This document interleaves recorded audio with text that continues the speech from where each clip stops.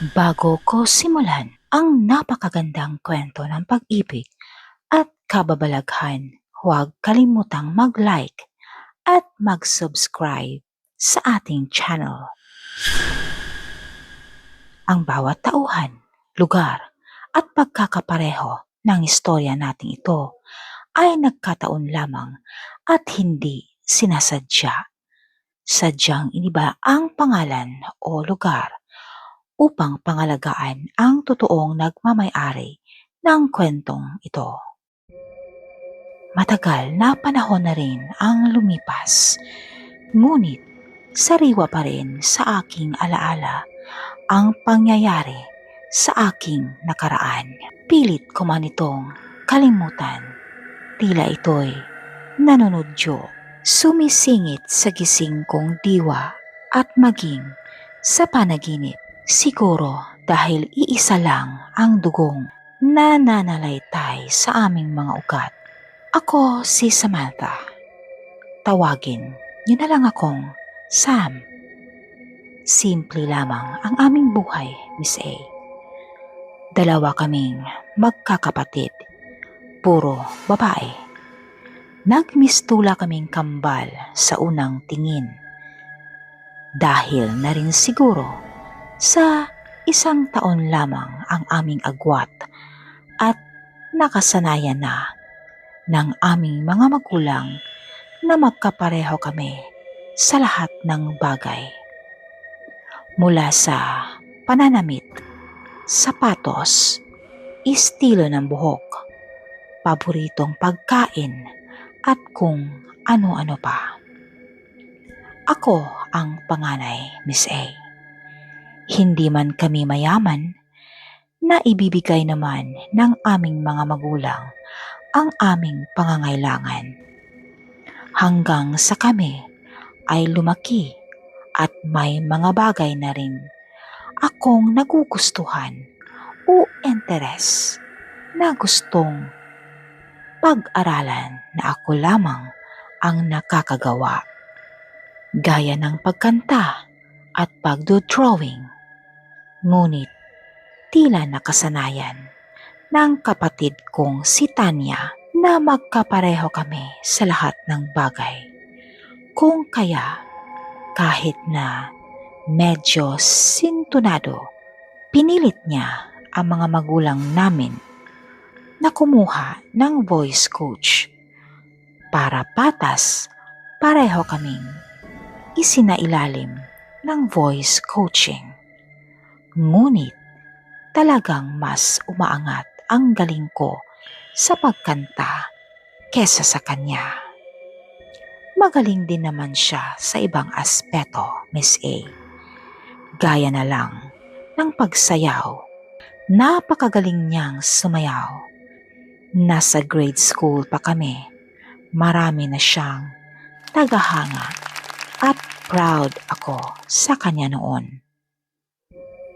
Hanggang sa nag-high school kami, mas lalo pa siyang gumaling. Ngunit sa panahon din na yon, natuklasan ko ang galing ko sa pagkanta. At nagsisimula na ring maghakot ng tagahanga. Doon ko unti-unting napagtanto ang ugali ng kapatid ko. Ayaw niyang malamangan, Miss A. At dahil ako ang panganay, ako ang dapat magpapasensya. Ako ang dapat magbigay daan. Yan ang palaging naririnig ko noon sa mga magulang ko. Kaya't lumaki akong mapagbigay, mapagpasensya at mapagparaya. Samantalang si Tanya ay lumaking mapag-imbot, madamot at sakim. Dahil nga sa mga bagay na sa tingin niya'y nauungusan ko siya. Doon ko unti-unting nararamdaman ang agwat naming dalawa. Ang tingin niya sa akin ay kakompetensya. Nararamdaman ko lang ang pagmamahal niya sa akin kapag may kailangan siya, tulad ng paggawa ng assignments, projects, at iba pa. Samantalang ako, sariling sikap ko lang lahat. Wala akong mahihingan ng tulong noon hanggang sa makilala ko si Bethany. Bray ang tawag ko sa kanya. Kung ako ang mahinhin, mapagkumbaba at tahimik, si Bray naman ang palaban at maingay pero masayahin. Doon ko nahanap ang kasiyahan at pagmamahal na hindi ko mahanap sa totoo kong kapatid. Minsan sa school, may play ako na sinalihan, may audition o screening noon na naganap. Kato tienda akal papay, ilili tuluganay. Grabe ang palakpakan ng mga estudyante, lalo na ang kaibigan kong si Bray. May pasigaw pa na tila nananadya. Maldita talaga. Dahil pala, nakita niya na matiim akong tinitignan ng kapatid ko na sumali din pala sa audition. Nanlilisik ang mga mata nitong nakatingin sa akin.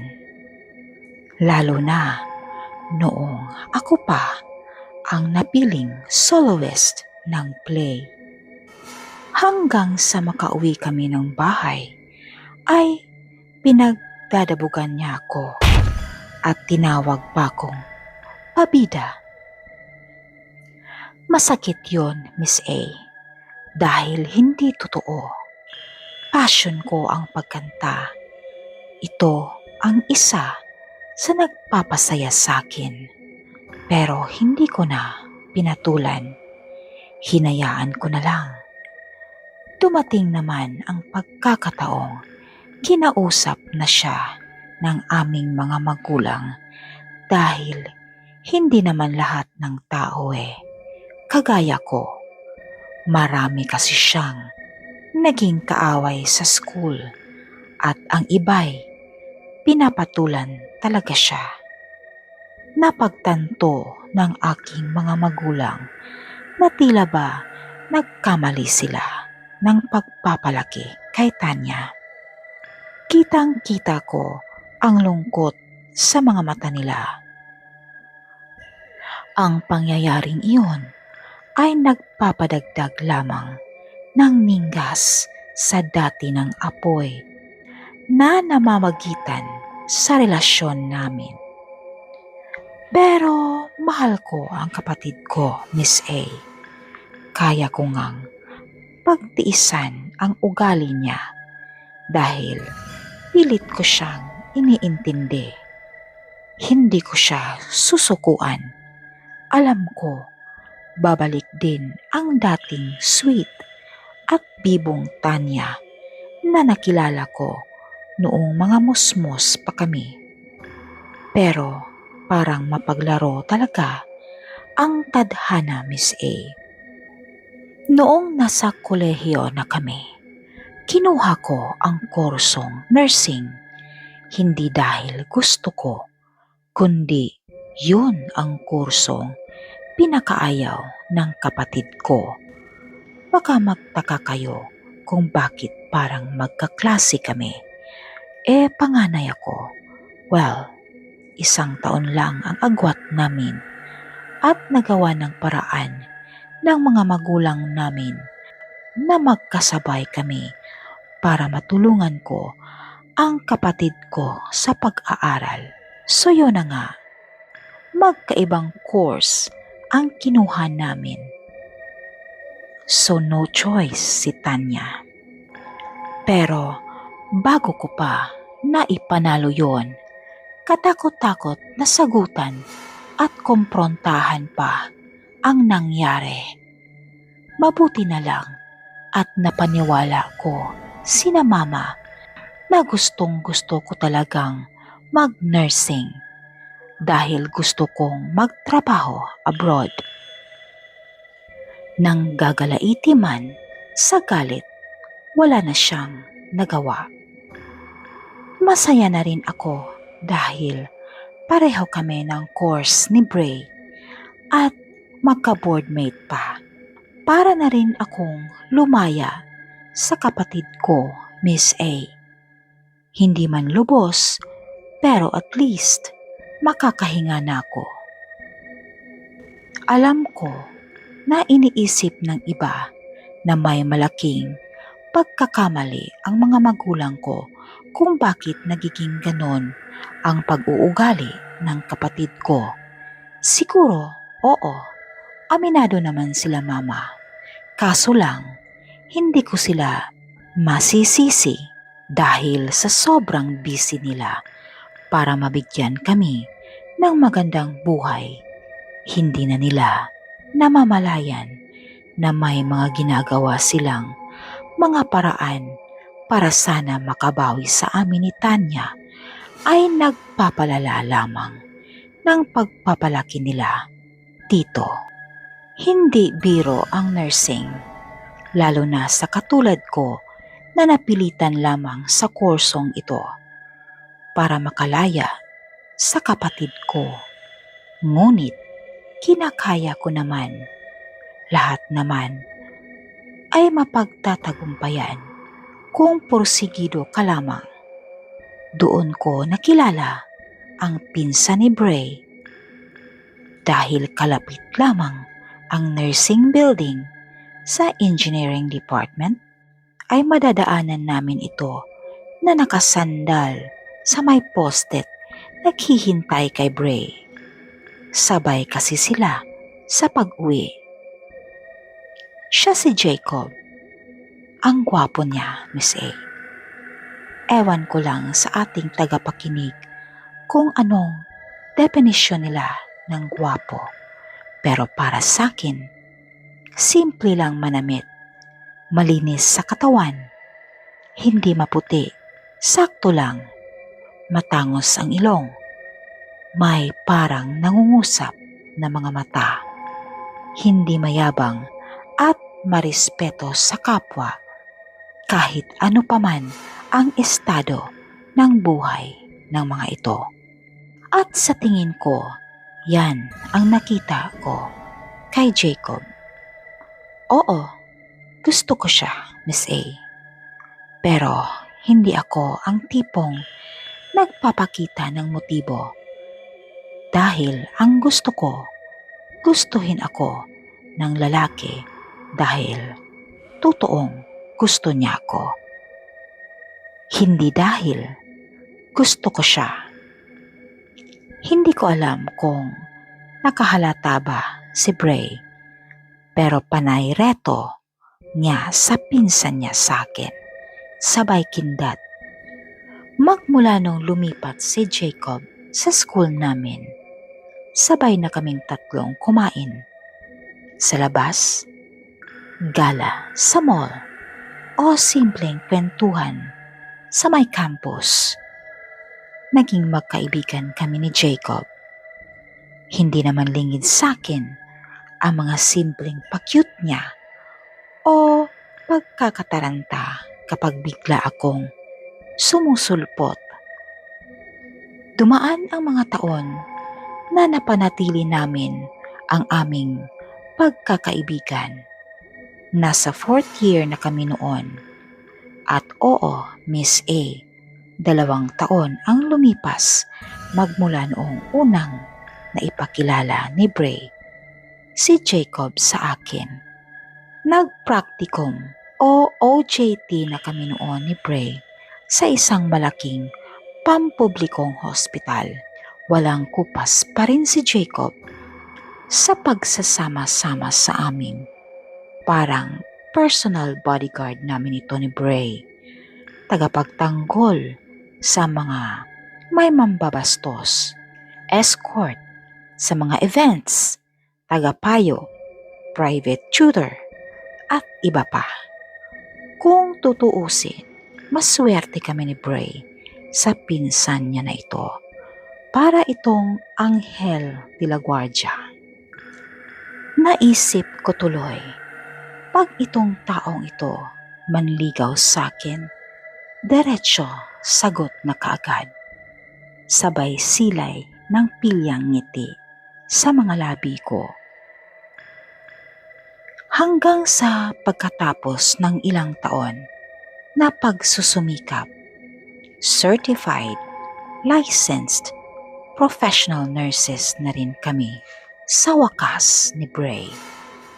Masayang masaya kami at lalo na si Jacob na kasalukuyang nagtatrabaho sa isang software company bilang software engineer. Habang nag-iimpake kami ng aming mga gamit para diretsyo hakot na sa linggo ang araw na uuwi kami ni Bray. Napagkasunduan namin na bago kami mangibang bansa, umuwi muna kami para makasama ang aming mga pamilya. Excited si Bray makauwi, samantalang para sa akin ay ang pag-uwi ko ay panibagong hamon na naman na kailangan kong pagdadaanan. Nasa ganoon akong pag-iisip nang dumating si Jacob. Gwapong-gwapo ito sa simpleng t-shirt na suot. Matamis ang ngiting tumingin ito sa akin. Sabay sabing maghanda kami. Ang buong araw na ito ay nakalaan lang para sa amin bilang regalo sa mahalagang yugto ng aming buhay. Tiling-tili naman si Bray, halatang excited. Napapailing na lang ako't napatingin kay Jacob. Napansin ko tuloy ang kakaibang ngiti ni Jacob sa akin. Nginitian ko naman siya pabalik. Hapong-hapo kaming umuwi kinagabihan. Bit-bit ang paper bag ng isang kilalang brand ng bag. Tig-isa kami ni Bray. Regalo daw namin yon for a job well done, sabi pa ni Jacob. Nahiya pa ako dahil medyo pricey ito. Ngunit napilitan na akong mamili kesa siya pa ang pumili at mas mahal pa ang piliin niya. Di mas lalong nakakahiya yun. Nagpatiw na nang pumasok si Bray sa loob ng aming apartment. Pagkatapos magpasalamat sa pinsan niya. Dahil kanina pa ito hikab ng hikab. Nagpasalamat na rin ako, sabay hawak sa balikat ni Jacob. Nagulat ako nung hinawakan niya ang kamay kong nakahawak sa balikat niya at dahan-dahang ibinaba, ngunit hindi naman yon binitawan. Kinuha pa niya ang isa ko pang kamay habang matamang nakatitig sa akin. Sabay sabi sa mahinahon at puno ng pagmamahal na tinig na pwede na ba niya akong ligawan.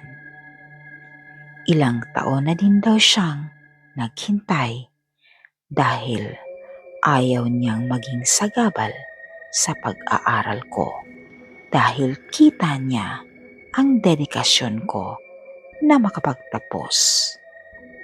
Naantig ang puso ko, Miss A. Kaya pala, sabi ko sa sarili, kaya pala na kahit ramdam ko ang pagmamahal at pag-aalala niya, hindi niya ako niligawan. Hinintay niyang makatapos ako. Isang matamis na oo naman ang itinugon ko sa kanya.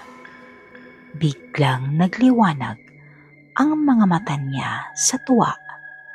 Ngunit mas lalo itong nagulat nung idinagdag ko na matagal ko nang hinintay na sabihin niya sa akin ang mga katagang yun.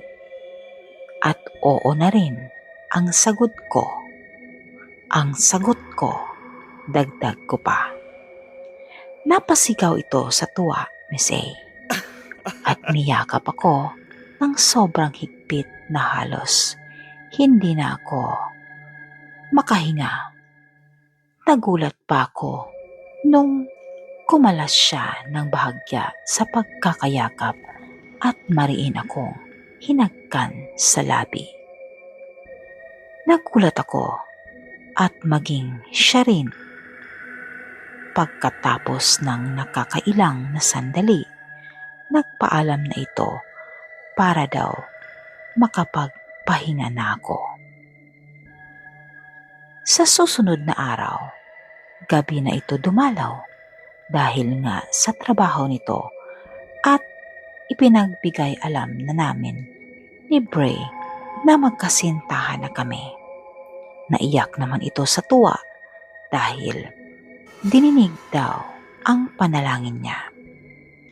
Dahil uuwi na kami kinabukasan, sinabi ni Jacob sa akin na nakapag-file na siya ng leave para masamahan ako doon sa amin pag-uwi para makilala na rin ng personal ang pamilya ko.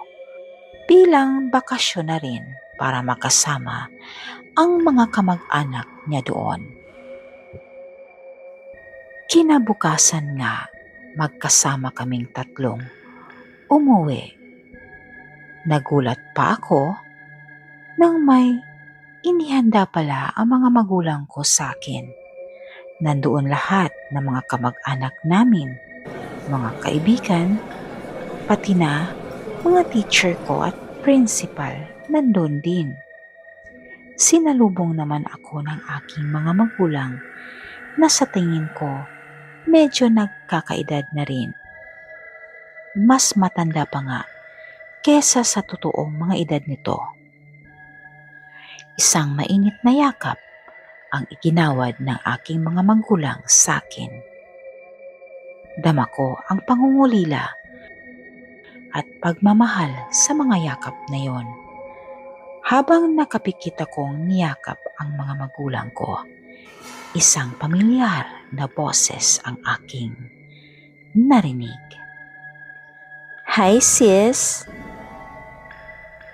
Napadilat ako at nakita ko ang aking kapatid na si Tanya.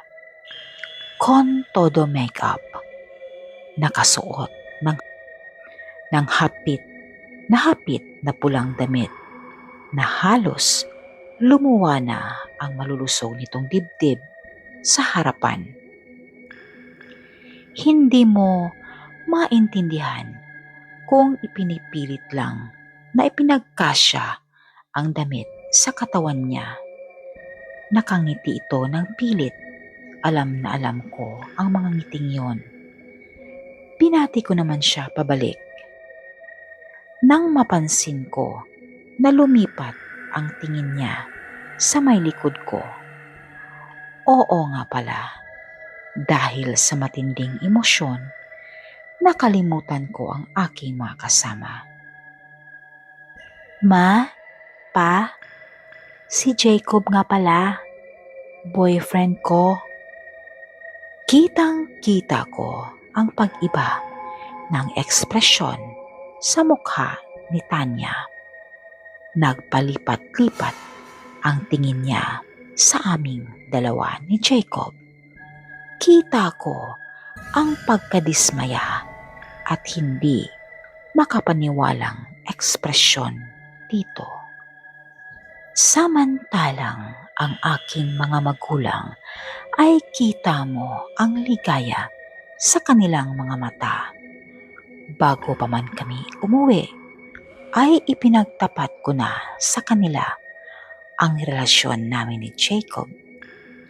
Lakip ang pangakong aabutin ko muna ang mga pangarap ko bago ako lumagay sa tahimik. Nagpaalam na sila Jacob at Bray dahil kailangan nilang umuwi.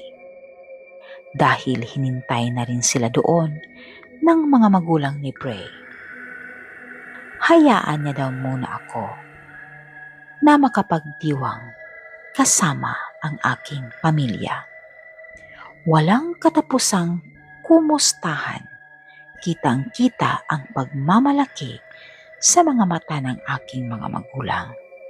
Naninibago man sa atensyong ibinigay sa akin, pilit ko na lang lahat iwinaksi ang agam-agam at ninamnam lahat ng pagmamahal at pagpupuri na nararanasan ko sa gabing iyon. Sa panahong ito ay nakapagbihis na ako ng damit. Simple lang ito, puting bestida na walang manggas na hanggang tuhod lang ang taas. Kita pa rin naman ang hubog ng aking katawan kahit hindi ito hapit sa aking katawan dahil sa kasamang tali na nagsilbing sinturon dito. Nakalugay lamang ang mahaba kong buhok. Lip gloss lang din ang nagsilbing kulay sa labi at pulbo para hindi oily tingnan ang mukha. Flat sandals lang din ang gamit ko dahil matangkad na naman ako. Maraming pumuri sa naging suot ko kahit hindi ko naman intensyong maging sentro ng atensyon ng lahat.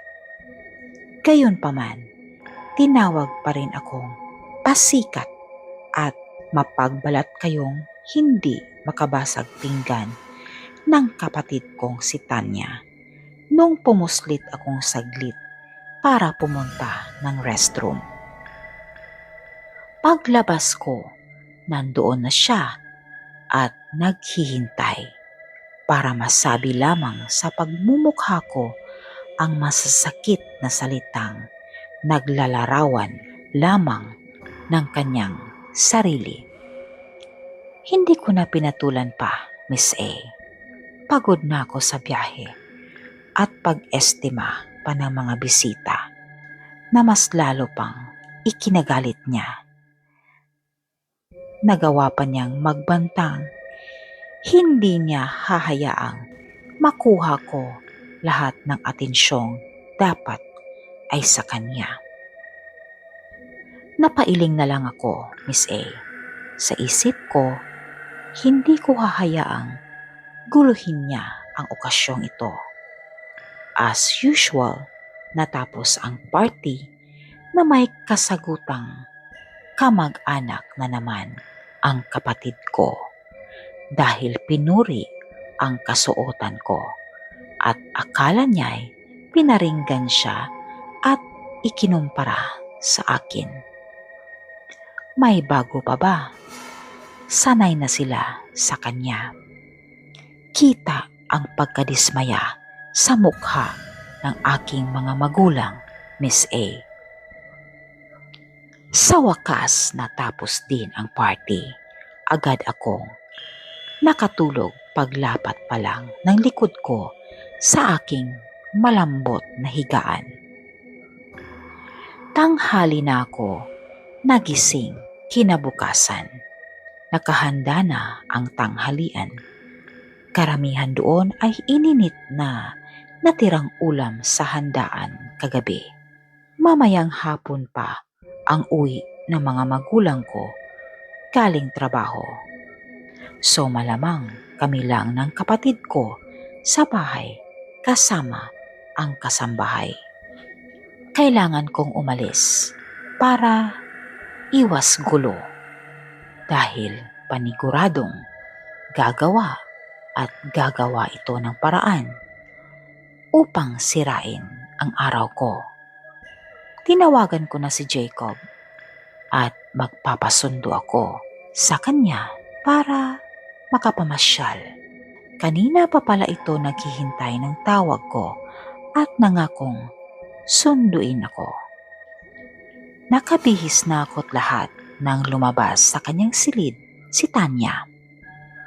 Pinati ko naman siya. Tumango naman ito bilang tugon. Narinig ko na ang sasakyan ni Jacob, kaya't lumabas na ako. Sinundan pala ako palabas ni Tanya. At mas nauna pa sa aking bumati kay Jacob, sabay nakipagkilala ulit. Kita ko ang paglalandi niya dito, pero natawa na lang ako at nahiya sa inasta niya. Kaswal ko lang siyang binati, hinalikan sa may pisngi at sinabihang, "Tara na." Ang pagsawalang bahala ko sa kanyang ginawa ang nagpapatindi pa ng galit niya sa akin. Masaya kaming namasyal kasama si Bray. Marami akong binating kamag-anak at kakilala na bumati sa aking tagumpay. Ipinakilala ko rin sa kanila si Jacob. Hindi ko man hiningi, malaya nilang ikinuwento sa akin ang pangyayari sa aming pamilya patungkol kay Tanya. Dahil wala na raw kasi itong dala kundi sakit lang ng ulo. Naging paksa kasi namin ito dahil sa pinaggagawa nito kagabi. Napakasama daw ng ugali. Malayong malayo sa akin. Hindi marunong kumalang sa nakakatanda naming mga kaanak. At hindi rin namamansin sa mga pinsa namin na sa tingin niya'y dukha at hindi niya ka-level. Minsan, umuwi dito kasama ang mga kaibigan niyang pareho niyang mata pobre din at mga walang galang. Mabilis din daw itong magpalit ng boyfriend, ngunit pag pinagsabihan mo naman, sasabihin na iinggit sa kanya dahil ang dinadala niyang boyfriend ay mayayaman, di gaya ng aming mga kamag-anak na mga hampas lupa. Ako na ang humingi ng paumanhin sa pinaggagawa ng kapatid ko, Miss A. Lingid sa kaalaman ko dahil sa nararamdamang inggit sa muli naming pagkikita, may pinaplano siyang ikakasama ng relasyon namin ni Jacob. Gusto niyang agawin ito sa akin. Desperado, tinungo niya ang napabalitang mangkukulam sa kalapit lugar namin para magpagawa ng gayuma. Oo, kahit skeptical siya, lahat gagawin niya para lamang masira niya kami. Namalayan ko na lang isang araw na tila naging mabait sa akin si Tanya. Nakakapanibago at the same time nakakatakot. Habang tumatagal naman ang relasyon namin ni Jacob, marami na kaming plano sa hinaharap. Ramdam ko ang pagmamahal niya mula noon hanggang ngayon. Walang kupas ang pag-ibig niya. Kahit ang kaibigan kong si Bray ay nagtataka sa biglang bait ni Tanya. Nagtataka man ay hinayaan na lang nila ito. Pilit itong nakikipagkaibigan kay Bray, pero napapansin niyang kung ano-anong impormasyon patungkol kay Jacob ang itinatanong. Kaya't gulat na gulat ako nang minsang dumalaw si Jacob sa bahay. Feeling close ito at sobrang clingy. tumaas tuloy ang kilay ko sa nakita hanggang isang araw na isa katuparan rin niya ang madilim niyang balak sa kasintahan ko. Nakaplano na ang lahat. Ang tamang pagkakataon na lang ang kulang. Minsang may lakad kami ni Jacob, pinaghintay ko siya saglit sa may sala para sagutin ang importanteng tawag patungkol sa trabaho abroad. Iniiwasan ko talagang marinig ng kapatid ko dahil baka mapurnada pa. Iba kasi ang dalang negative energy niya. Yan ang pagkakamali ko. Nakasilip tuloy ng pagkakataon at tinimplahan ng kape si Jacob na may halong gayuma. Sumilay ang malademonyong ngiti sa mga labi nito nang unti-unting inuubos ni Jacob ang kapeng tinimplan niya. Paglabas ko, naibabanan niya ang kape na naipagtataka ko. Si Tanya nagtimpla ng kape para kay Jacob? Milagro. Habang nasa lagaan kami, pansin ko ang pagiging aligaga ni Jacob. Parang init na init ito sa katawan na panay pilig ng ulo. Panay ding buntong hininga ito hanggang sa sinabi ko na umuwi na kami dahil baka kako masama ang pakiramdam niya. Wala namang pag-alinlangang umuo ito. Nung nakauwi na ako, tinawagan ko si Bray para tingnan si Jacob dahil nga parang masama ang pakiramdam. Sa susunod na araw, hindi sumipot si Jacob para sa planong lakad namin. Hinayaan ko na siya para makapagpahinga. Wala akong kamalay-malay na pumupuslit ang kapatid ko doon kina Bray. Dinadalhan si Jacob at ang pamilya ni Bray ng kung ano-anong pagkain na para bang nagpapasipsip. Ang nakakagulat, inestima ito ni Jacob. Nakikipagkwentuhan dito at nakikipagbiruan pa. Hinahayaan niyang hahawak-hawakan siya ni Tanya na higit na ipinagtaka ni Bray dahil hindi ganon ang pinsan niya. May nagbago bigla. Ayaw niya kay Tanya. Sigurado si Bray doon, walang duda. Ngunit ano itong nakikita niya ngayon? May hindi tama, alam niya. Manggagamot ang lola ni Bray, batikang albularyo ito sa kanilang lugar. Ang kanyang napapansin ay ikinunsultan niya agad sa lola niya at hindi nga siya nagkamali. Posibleng nagayuma si Jacob. Ipinagbigay alam agad sa akin ni Bray ang natuklasan niya. Huwag daw muna akong maghurimentado. Kami lang dapat ang makaalam para hindi makontra.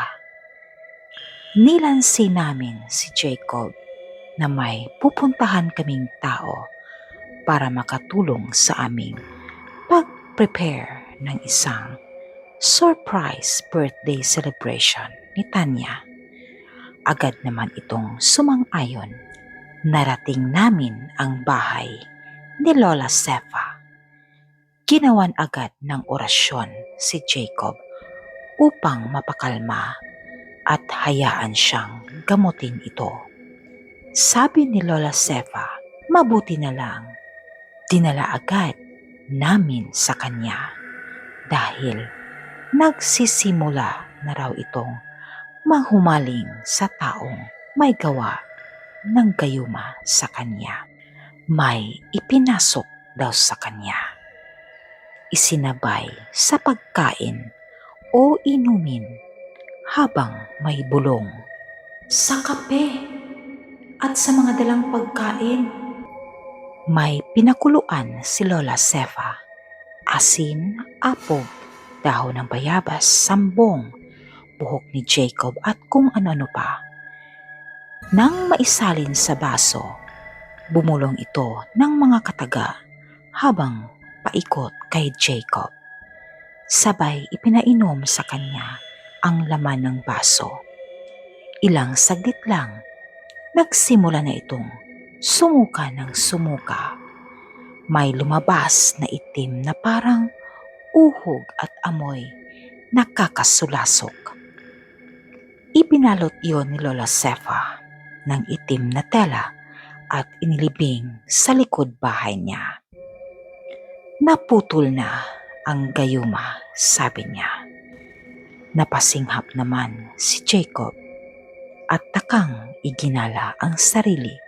Isinalaysay lahat ni Bray ang pangyayari kay Jacob. Galit naman ang rumehestro sa mukha nito at gustong kumprontahin si Tanya. Kaya't dumiretso na kami ng bahay. Pagkakita ni Tanya kay Jacob, agad-agad hinawakan ang braso nito na may paghagod. Nagtaka siya nung iwinaksi ni Jacob ang kamay niya na may pandidiri. O ano, nagulat ka?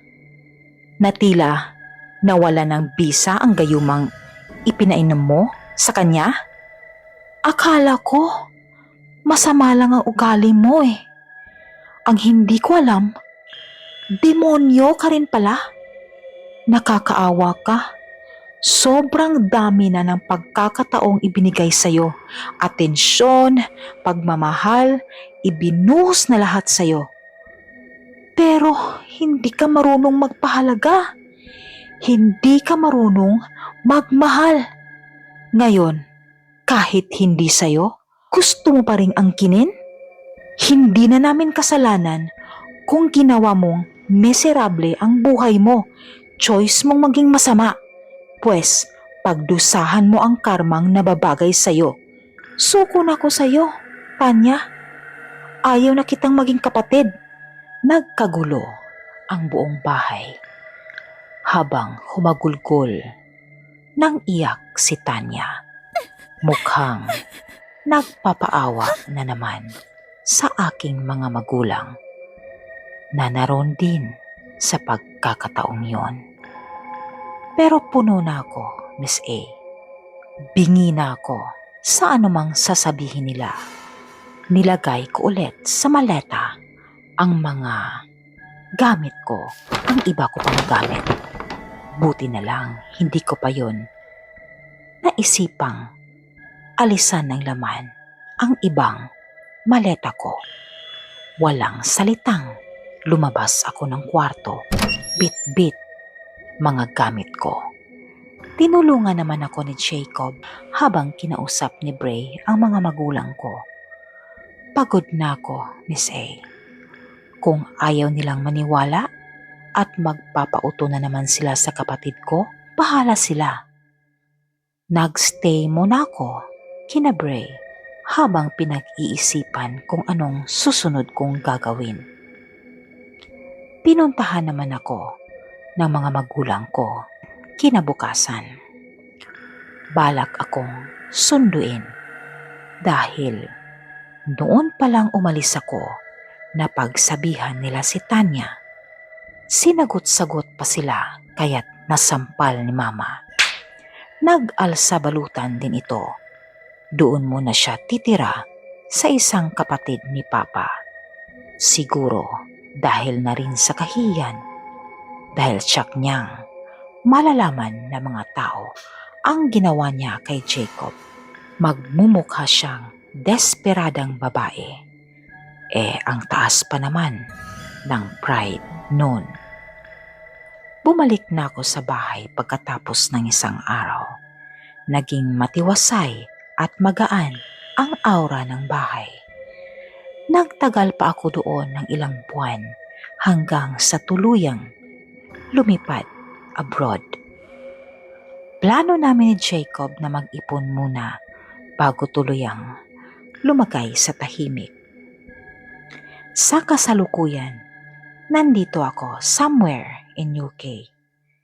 Kasama si Jacob at ang nag-iisa naming anak na si Christine. Si Tanya naman, nabuntis ng walang ama dahil walang maituro.